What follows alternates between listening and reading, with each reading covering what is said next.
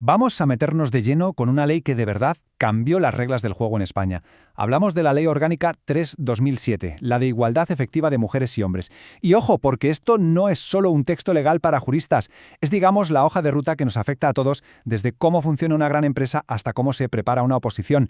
Entenderla es, básicamente, entender una pieza clave de nuestra sociedad actual. Vale, ¿y cómo vamos a abordar todo esto? Pues de una forma muy lógica.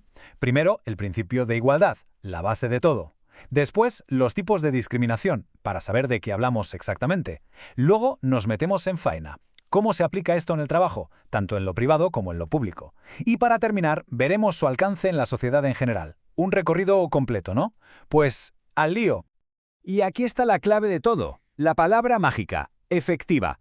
Porque la ley no se conforma con hablar de igualdad a secas. No. El gran objetivo es justo ese, pasar de la igualdad que está escrita en el papel, la teórica, a una igualdad real, tangible, la que se vive en el día a día.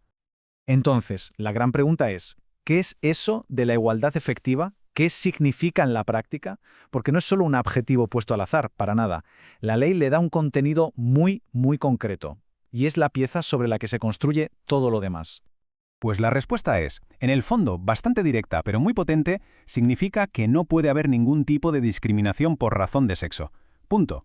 La ley eleva esto a la categoría de principio general, uno que debe inspirar todo el ordenamiento jurídico. Y esto, llevado a la práctica, ¿qué es? Pues que se prohíbe la discriminación, ya sea directa o indirecta, y se pone un foco especial en proteger situaciones como la maternidad o el cuidado de la familia. Bien, ya tenemos el gran principio, pero para que funcione hay que saber contra qué se lucha exactamente. Por eso, la ley se toma muy en serio el definir los distintos tipos de discriminación. Ponerles nombres, ¿sabes? Porque solo así se pueden combatir de forma eficaz. Así que vamos a ver esos conceptos clave. Aquí la ley distingue entre dos cosas que es súper importante entender. Por un lado, la discriminación directa. Esta es la fácil de ver, la del libro. Tratar a una persona peor que a otra por ser hombre o por ser mujer. Clarísimo. Pero luego está la indirecta, que es más escurridiza. Imagina una norma que parece igual para todos, totalmente neutra. Pero al aplicarla resulta que perjudica mucho más a un sexo que al otro. Pues eso, justo eso, es la discriminación indirecta. La ley también entra a definir y de forma muy clara qué es el acoso sexual, y lo deja bastante atado. Es cualquier comportamiento verbal o físico de naturaleza sexual que tenga un doble objetivo o resultado, o bien atenta contra la dignidad de la persona, o bien crea un entorno que resulte intimidatorio, hostil o humillante. No hay más. Y ojo, que no hay que confundirlo con el acoso por razón de sexo. Suenan parecido, pero no son lo mismo. En este caso, el comportamiento no tiene por qué ser de tipo sexual. Se trata de cualquier conducta ofensiva que se basa en el sexo de la persona, muchas veces tirando de estereotipos de género, y que también busca crear ese ambiente hostil. La ley es tajante, ambos son considerados discriminación. Vale, ya tenemos los conceptos claros. Ahora vamos a bajar al terreno de juego, al mundo real. Empezamos por el ámbito laboral. Aquí la ley introduce una herramienta que se ha vuelto fundamental para las empresas privadas, los famosos planes de igualdad. Y si hay un número que hay que recordar de todo esto, es este. 50. 50. ¿Por qué? Porque a partir de 50 personas en la plantilla, una empresa ya no tiene opción. Está obligada por ley a tener y aplicar un plan de igualdad. Es un umbral superclaro que activa una responsabilidad directa.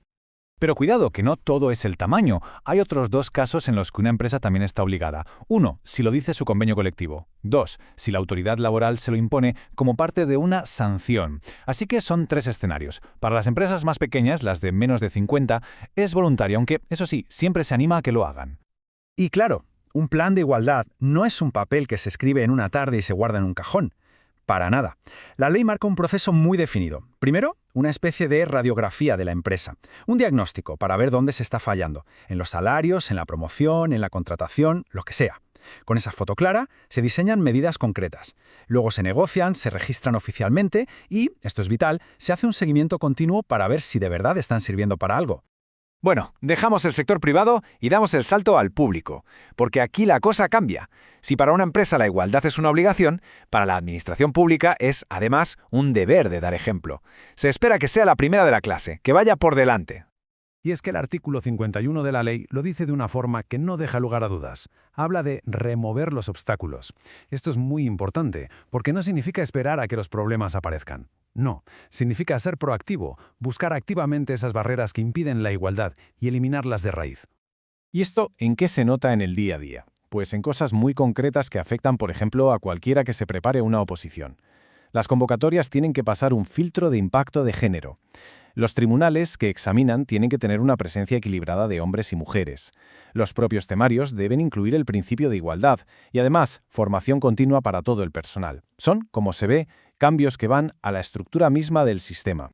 Y aquí tenemos un ejemplo clarísimo de lo que se llama una acción positiva. ¿Qué es esto? Pues una medida para corregir una desventaja de partida. En este caso, para ayudar a que más mujeres lleguen a puestos de responsabilidad, la ley reserva para ellas un mínimo del 40% de las plazas en los cursos de formación que son clave para ascender. El objetivo es muy claro: intentar equilibrar la balanza en la cúpula de la administración, donde históricamente ha habido más hombres. Pero el impacto de esta ley no se queda en la puerta de la oficina o de la administración, ni mucho menos. Sus tentáculos se extienden a toda la sociedad, porque lo que busca es cambiar esas inercias, esas estructuras culturales y comerciales que a veces, sin darnos cuenta, mantienen la desigualdad. Y esto lo vemos en un montón de sitios. Por ejemplo, los medios de comunicación públicos tienen la obligación de dar una imagen igualitaria y no estereotipada. La publicidad que se considere sexista es directamente ilegal. Y algo muy importante: se prohíbe discriminar en el acceso a bienes y servicios. El ejemplo clásico es el de los seguros. Antes era normal que una mujer pagara más o menos que un hombre por el mismo seguro de coche, solo por las estadísticas. Bueno, pues con esta ley eso se acabó. El sexo no puede ser un factor para calcular el precio. Y con esto llegamos al final del recorrido. Hemos visto la base de la ley, sus herramientas y cómo se aplica en la práctica. Pero todo esto nos deja flotando una pregunta final, ¿verdad?